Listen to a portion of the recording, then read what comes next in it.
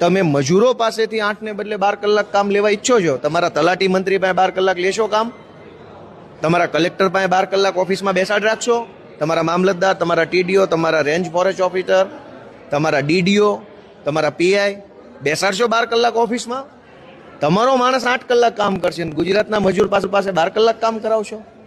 તો મેં પૂછ્યું કે ગુજરાતનો ઔદ્યોગિક વિકાસ કરવો હોય તો હાલો બધા ભેગા મળીને નવું બિલ લાવીએ કે આખી સરકાર 12 કલાક કામ કરશે, મુખ્ય સચિવે 12 કલાક બેસશે, બરાબર, રાજ્યના તમામ સચિવો 12 કલાક, મંત્રી 12 કલાક ઓફિસમાં બેસશે, ધારાસભ્ય બધા, તલાટી બલાટી બધા. મેં ઓન રેકર્ડ એમ કીધું કે ગામમાં તલાટી અઠવાડિયું આવતા નથી અને તમે મજૂરો પાસે 12 કલાક કામ કરાવો છો. તમારો તલાટી 2 કલાક તો આવે ગામમાં, પેલા જોઈ તો લે ગામજનો કેવો લાગે છે. એટલે આનો મેં વિરોધ કર્યો છે આ બિલનો અને સરકારને વિનંતી કરી છે કે ભાઈ તમારે મૂડી રોકાણ ને ઔદ્યોગિક ને બધું મજૂરો માટે નથી, મજૂરોનું શોષણ કરનારા શેઠિયાઓ માટે કરો છો અને ન કરવું જોઈએ, કેમ કે સરકાર મજૂરના મતથી બની છે, શેઠિયાના મતથી નથી બની.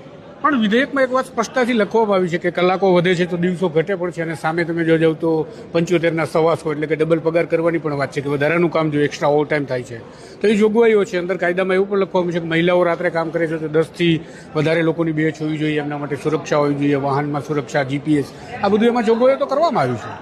જોગવાઈ તો આ રાજ્યમાં શું નથી થઈ? જોગવાઈ કઈ વસ્તુની નથી થઈ? હારા રોડ બનાવવાની જોગવાઈ છે જ ને, તો છે રોડ હારો. સરકારી શાળા બનાવવાની જોગવાઈ છે તો છે શાળા. શિક્ષકો મૂકવાની જોગવાઈ છે તો છે શિક્ષકો. સરકારી દવાખાના ખોલવાની જોગવાઈ છે દવાખાના. જોગવાઈઓ તો અહીંયા ધારો એવી કરી નાખી. અહીં 160ની ભાજપની બહુમતી છે. એક કાગળ, આ બિલ છે મારા હાથમાં, બરાબર, આ કાયદો છે નવો, આમાં જે લખી નાખે બહુમતીથી ભાજપ વાળામાં થપથપાવે પાટલી એટલે આ કાયદો બની જાય છે. પણ એનો અર્થ એવો છે કે અહીં તમે લખી નાખ્યું એટલે નીચે જમીન સુધી, છેવાડાના માણસ સુધી આવીને આવી રીતે જ આનો અમલ થશે ને એવી જેવી રીતે એનું પરિણામ આવશે. અહીં બેસીને બોલીએ, લખીએ, ઠીક છે, કાયદાની પ્રક્રિયા છે, પણ જમીન સુધી કઈ વાત જશે? વાસ્તવિક રીતે કેટલું શક્ય છે, કેટલી વસ્તુમાં મર્યાદા છે, એને નજરઅંદાજ કરીને તમે ગમે એવો કાયદો લખી નાખો તો એ નહીં ચાલે.